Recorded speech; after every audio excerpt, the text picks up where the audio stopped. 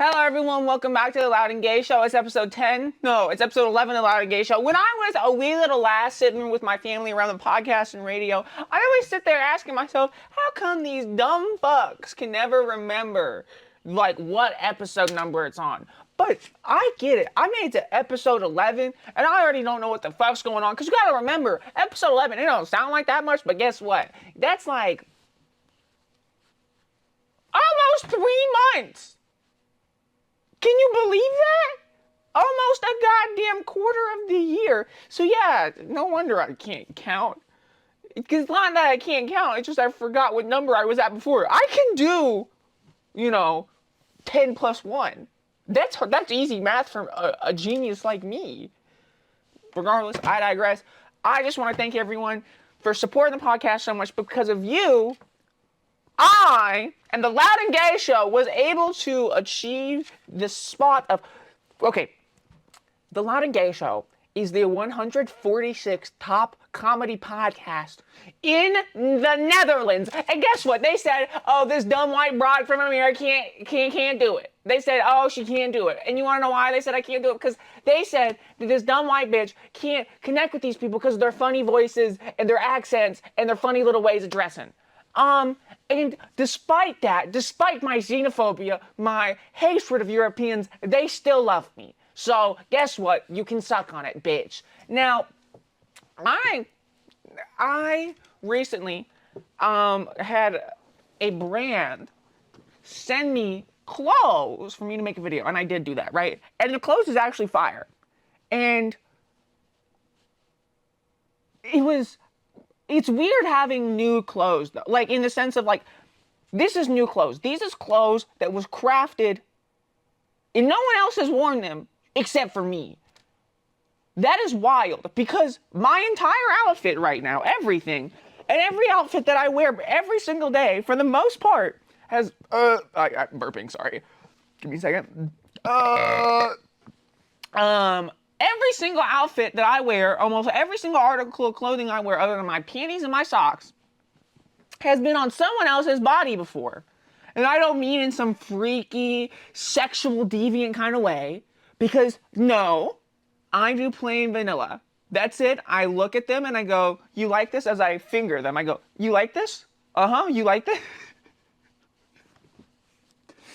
I don't know why how did we get there? Sorry. I don't even know how I got to do it. So, regardless, I only thrift my clothes. I go to thrift stores. I go to I hit the big ones, obviously, like Goodwill or whatever. But then there's some local places around that have like a bit more curated collections. Cause either like they take donations. No, cause okay, there's like a couple thrift stores in the area that it's like, I think they go to Goodwill and then pick out the good shit. But here's the thing, at least in my area, the price is only like $3 more than Goodwill. I don't know how the fuck they's doing it. I don't know if the bins is just incredible when they go, but they get these fire ass clothes. It's like $2 more than it would be at Goodwill. And I don't have to look through all the piss stains. It's honestly amazing. As someone who is broke, who has been broke and will continue to be broke unless the podcast takes off. That is really just awesome because it allows me to get my clothes without having to touch piss. And it's great because, oh my God, there's this place downtown and wow, it's amazing. When you go to like Goodwill and stuff, blah, blah, blah. You can't try on the clothes, right? Because it's got like poopy and piss shit and cat shit and cum. Just a lot of cum probably all over. Like I think they made it illegal to go into Goodwill with a black light. I think they did. I think that's a felony now because there was just so much cum and that they don't want you to see it. That's what big cum is hiding from you. Is if you want the sperm donor, you don't have to go to a sperm bank for a sperm donor. You don't have to do any of that bullshit. What you do is you go to your nearest Goodwill or Salvation Army, you pick up a shirt, you wring it out. And you get enough cum for probably 3 lifetimes. Now, I digress. So this place, but I go there, the clothes smell amazing. They smell amazing. I don't know what the fuck that motherfucker is combining with detergent. Because I know detergent don't smell like that. I don't know if this lady is putting essential oils in the dishwasher. Let's just take a moment of silence for what I just said. Let's just take a moment of silence for that. The dishwasher, right? In the washing machine. Because boy oh boy, is that not just incredible? But okay, so I thrift all my clothes. And getting stuff sent to me now and blah blah blah, it's making me go, I don't like it. I don't like it. Okay, here's the thing. At a certain point, I will have to contend with people looking at me and going, hey, don't you hate rich people? But don't you got some money? And it's like, yes. Here's the thing. I don't want to be rich. And I mean this so genuinely. I don't want to be rich because I don't want to hang out with rich people. And that's what happens. You start getting some money and then you hang out with people who only got money. And let me tell you, this is like college experience shit, and I don't have like specific things to mention because I just never really hung around rich people. I never really did. But man, the things people would say, the crazy takes I'd hear in class. Oh my God. Okay, I was an economics student, right? And I just want you to picture what you think an economics student looks like. What do you think an econ major looks like? Because I know you ain't picturing a bitch who look like me. You ain't thinking of a bitch who's tatted up, got dyed hair, pronouns, woke, lesbian, gay. You ain't thinking that. You're thinking of a white man. The white man. You're thinking of the white man in tweed probably.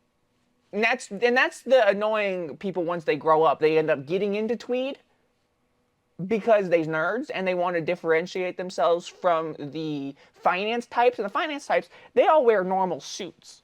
So the fucking economist will be like, well, I have to be different and I'm better than them, so I have to get tweed. Even though there's just two sides of the same piece of shit coin. Okay, wait. I know this is a tangent. This is a genuine take from someone in one of my econ classes, and I just gotta let you know. So, this was, I think, my second semester of college. It was Intro to Economics 2. And after class one day, this dude who we had a mutual acquaintance, but it was more like the whispers of a mutual acquaintance. We really didn't know each other that well. And he followed me after class to talk to me. And he was like, I don't know, talking about crypto or something for a lot of it. And I was very confused. I was like, okay, because I also don't think I was super like into because I've never really been a crypto person. I've never been super into the idea of crypto, and I've never been one to talk about it. So I can only assume that my reaction was less than thrilled. But apparently, to this man, my reaction and my enjoyment of the conversation was not important because he just kept going on and on. And eventually, I don't remember exactly how it happened, but the conversation switched from crypto. It switched from crypto to the civil rights movement. Keep in mind, this is a white man. And he told me that the civil rights movement and the subsequent Civil Rights Act was not won through the hard work of activists like Martin Luther King, Coretta King, Malcolm X, Bayard Rustin. None of these people. None of these very, very influential people. And it wasn't the movement that these people helped lead. Nope, it wasn't that. It wasn't the working people. It wasn't them banding together. It wasn't them going on boycott after boycott after boycott, marching in the street, even when they was getting beat down. It wasn't any of that. It wasn't the sacrifices of the working people. It was none of that. What it was the work of white billionaires. And I sat there and I was like, what? What? What the fuck? What are you saying to me? And I was just like, no, I don't think that's true. I know for a fact that's not true. I can tell you with a full certainty, without a doubt in my mind, that that is just something that exists in what we would like to call the realm of fiction. But when I was going, hey, that's not right, and I was, you know, refuting him with shit I knew about the civil rights movement, because I know shit about the civil rights movement, and he was like, but I read it in a book. No, I read it in a book though. Oh, you read it in a book. Your dumbass take. You got that from a book? Oh shit. Whoa. I mean, since it was written down on a page, it must be true. No one has ever gotten a computer or typewriter out to spew lies and nonsense. No one's ever done that before. And I was trying to push him back. He was like, no, I read it in a book and blah, blah, blah. He was trying to like pull up the book and show me. And I was just like, actually, I gotta go the other direction completely from where you's going. You going that way? Okay, I gotta go that way. Peace out. And then I just walked away. And truly never been more baffled by a conversation. Because, no, you know what's bizarre about that is, I remember I did walk with him out. It was okay. So I thought my initial memory was that he just followed me out of the blue for no reason. I didn't even know the guy. But no, I'd walked with him and one other dude one time after an economics class, I think the week prior, to which he was talking about cryptocurrency. And again, I was not, I think, the most enthusiastic, all-going person towards crypto. I was more like, you shut up. Every conversation I find myself in, I find some way to dog on rich people. And I know that was true back then. And also, in a conversation about crypto with economics students, I know I was going to be annoying. But no, he thought I must have been just really into crypto. This is the thing I don't get about interacting with men. It's like I talk, but they don't hear any of the things I say. And they assume I just agree with them. Because I flat out, I mean, he never walked with me after that, but also it's because I would sprint out of class. So like, I definitely do think he tried to walk with me again. No, he did. Oh my God, I know, this is just memories crawling out of the recesses of my dark corners of my mind, the horrible space in my mind. He tried to talk to me again after class one time. What do you mean? What about that interaction? What about any of the interaction we had led you to believe I want to talk to you? I dipped mid-conversation because you was saying Nazi shit. Why the fuck would I be talking to you? And this is like a consistent thing I found in economics. Okay, so in that same class that I was talking about, that intro to economics 2, we had this professor, and I think he was an ex-Marine, and I don't mean to do the whole gender thing or whatever, blah, blah, blah, because, gender is a prison and all that. But I shit you not, for a Marine, this dude had the highest pitched voice you ever done it here. Like, and this is just a theory, just a game theory, but I do think his balls had to have been blown off in combat, because, which actually, no, because that's not true, and every trans woman should know this. But no, the lack of testosterone in your body isn't going to change your voice, because that's just, once testosterone does its thing, it do its thing. So I don't even know why his voice was like that, but it genuinely was just shocking every time he opened his mouth. Regardless, there's multiple things I can say. Actually, no, this is going to be me complaining about economics professors. So my first semester of college in Intro to Economics 1, there was this one international student. This was like a huge lecture. It was like a 300-person lecture. And there was this student, I think from China, international student. And I forgot exactly what the lesson was over. It was just like intro shit, so probably nothing super specific.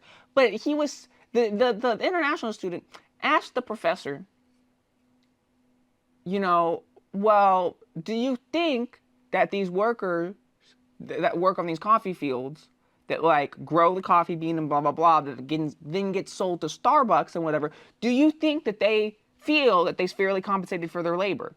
Oh, because we was talking about like I think it was one of those intro classes things. We were talking about like why wages is at the level it's at according to economics, blah blah blah, and he was trying, I think the professor was trying to say like, and this is why we get to the rational wage or blah, blah, blah, or something, some shit like that. And the international student was like, well, what about these, you know, poor exploited farmers in the global south who's growing all these coffee beans for rich companies like Starbucks, but don't see any of that profit, who live in destitution, who work for slavery wages, who sometimes not just working for slavery wages, but is actually just enslaved. Do you think they feel fairly compensated for their labor? To which this tenured-ass professor, ex-Marine motherfucker, living in the Midwest of the United States of America goes, yeah, I think you'll find that he's actually very happy with their compensation. Motherfucker, what? What the fuck is you talking about? What? He didn't even refute the point that they don't get paid, like, well, he was just like, yeah, I think you'll find that he's actually really happy getting paid in pennies. I think actually, no, he's really happy getting paid with medieval shekels. I think they like being paid with shells. They got a sand dollar for the day's work, and I think they'll be fine with that. But no, in the second semester, he was going over unions, and oh my god, he was going over unions, and the professor was trying to be like, unions had no effect on the productivity, no effect on the lives of workers. Like, it didn't raise wages, and unions is actually ineffective, blah, blah, blah. To which he then said,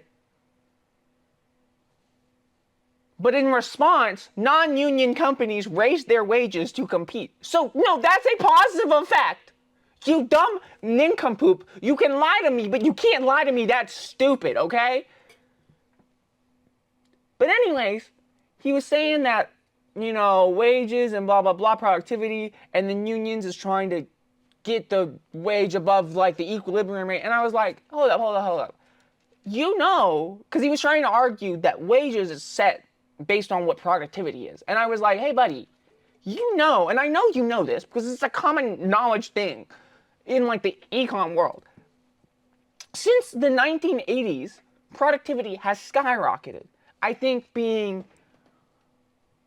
like, if this is the graph and there's no units, but if it was here and now it's up here, guess what? Wages have stayed down here the entire time. So while productivity has skyrocketed through the advent of technology, blah, blah, blah, the worker has not seen that because the worker's wage has stayed stagnant since the 80s.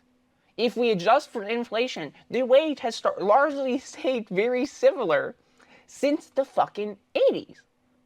Like, the purchasing power and whatever that they have has stayed the same. And I brought up this point to which the professor of my class goes, oh, we'll get to that in the next couple slides. I have a rebuttal for that. And I was like, okay. I get to and then an hour goes by. It's the end of class, and I was sitting there going, wait, he never addressed what the fuck I just said. He just lied and completely sidestepped that shit to dodge the fucking question. Because he knew his ass was grass. He knew he was wrong. And instead of trying to actually engage with me, he just moved the class along. And no one and like the thing is about these like intro classes, it's not just economists taking this class, it's also the business kids. And I hate to disparage people for the degree that they got and say the college is a sham. And because it's not. I mean, it's way too expensive. But there is genuine, valuable things to learn at college, and I fucking hate this anti-intellectual bullshit. But these business classes, oh my god. Like, some of them actually, whatever. But you look at, like, the beginner level stuff, which is what these people was taking. Like, you look at the core curriculum stuff, not the electives. It's like they go on exam day, on the final exam day, and the professor looks at them and goes, can the square block go in the round hole? And that is their entirety of their college education, because these motherfuckers was nincompoops. They're genuinely stupid people. I don't want to dog on people too much, but there's a lot of the shit I overheard was genuinely just stupid. And these people is all taking these classes, and they don't have a passion for economics like I do, and I don't expect them to. Economics is loser shit for loser people. That's largely been co-opted by the rich to argue why the rich need to be rich and the poor people need to shut up and starve. So I wasn't expecting anything crazy, especially in the middle of Indiana. But I digress from all that economics, fucking loser nerd shit, because who give a fuck about that? I have a story from some fucking college party stories. And okay, let me fucking set the scene for the situation. I walk in to this house show, right? And when I first get in there, I notice this masked girl kind of checking me out. I don't think too much of it. I want to go see the music. I go down in the basement. I listen to the music. I enjoy myself. Anyways, I come back to talk to some people.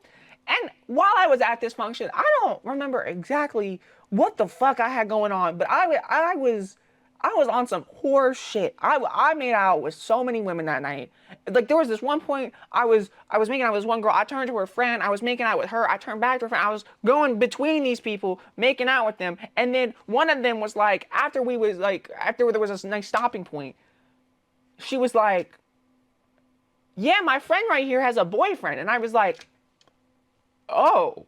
And then she was like, yeah, but he don't care if I kiss girls. And I was like, all right. And I ended up walking away because I ain't gonna partake in nothing of that sort. And anyways, that masked girl who was checking me out earlier comes up to me and goes, you know, you look so good. And I was like, I don't know what happens in these situations. I channel this energy within me. And I was like, yeah, I could tell you thought I looked good because I saw you checking me out.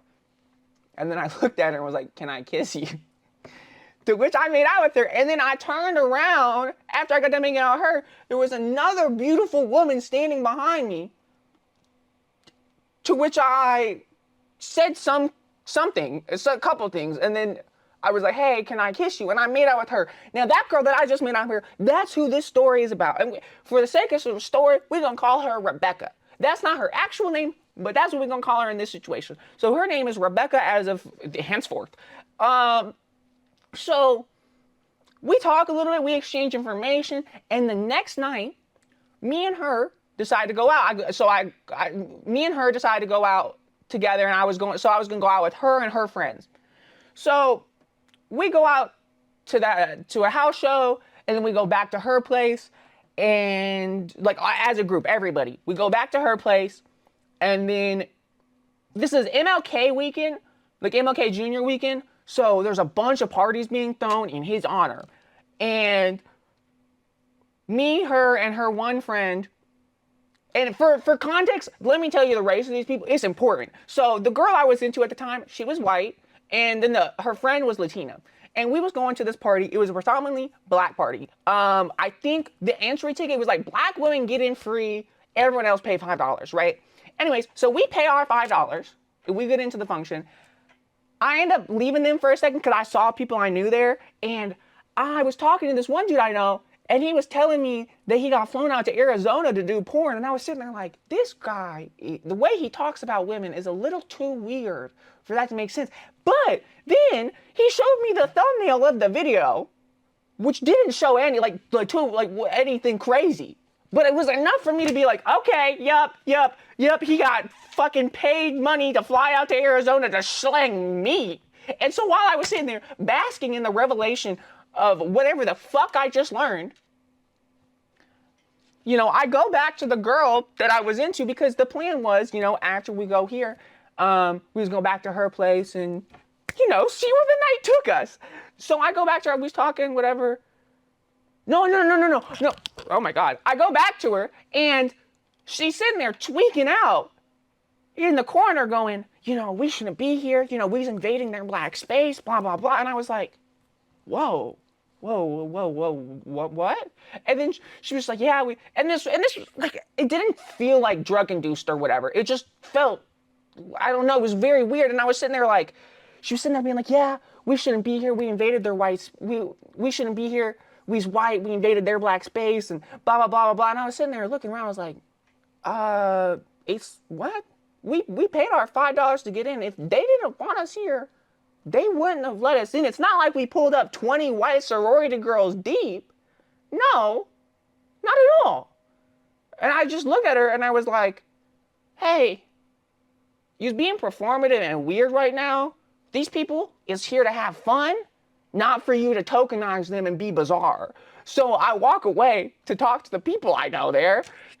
Because keep in mind, I think other than me, white bitch, and the other white bitch, there was like 2 other white people there at this function. And like everyone else, other than like, I think 2 Latinos, was black. And this apartment was small and packed to the fucking brim, right? So there was gonna be someone overhearing our conversation if we have it for too fucking long. And that's not gonna be the weird white bitch in the corner with the other weird white bitch talking bizarre. That is not the reputation I want to have at any type of function. So I leave to go talk to the people that I know. And, I guess I was, in a normal situation, I would have kind of just been like, hey, I think I was going to leave and do my own thing. But, I was, I think I'd spoken like a good chunk of a blunt already. I had thrown back a lot of shots, a lot of mics hard, and blah, blah, blah. I was geeked out of my fucking mind. I was blitzed like a motherfucker. And I wasn't thinking clearly. Definitely thinking more with, my lust than my godliness. So I hadn't fully processed. Maybe I shouldn't be continuing to talk to the person. I was like, I'm about to get some play after this. Okay. So I go back to find her. So no. My friends that I knew at the place, so the people I knew at the function, right? They was like, yo, we're gonna go to this other place and blah, blah, blah. Do you want to come with us? And I was like, you know what? I would like to, but I was gonna go to this girl's place after and, blah, blah, blah. And they was like, all right, I see you. And they dap me up and they leave. So I go back to find this girl. I scour the entirety of this fucking apartment. Going in the rooms I shouldn't have been going in. Vanished. Her and the other girl literally vanished. So I text her. So I check my phone. There's no text from her. I text her. I go, hey, blah, blah, blah. No response. Keep in mind, I was fucking geek-flated, fucking bliss out of my fucking mind. And all of a sudden, these dudes come up to me, start hitting on me. I've only been on hormones for like a year and some change at this point. I hadn't started voice training yet. I was stressed. I was like, I was about to get outed if I fucking whatever. And then I don't know how these people's gonna react. But these amazing women came up. They saved me. And I was like, oh my God. And they stayed with me. They offered to take me home. And I was like, no, it's fine. I got some other people coming to pick me up. And then they stayed with me until I got picked up. And genuinely, I might cry. That was so fucking helpful. And then the next day, that girl texted me and go, it was just a stressful situation. And, we had to go and I couldn't get a hold of you and blah, blah, blah. And I was like, what? Because keep in mind, this is a gay bitch. These are gay people that I went with. We went to the function and then they just ditched this trans woman who was geeked out of her fucking mind. They just left her there. Genuinely bizarro type shit. And I was just like, wow.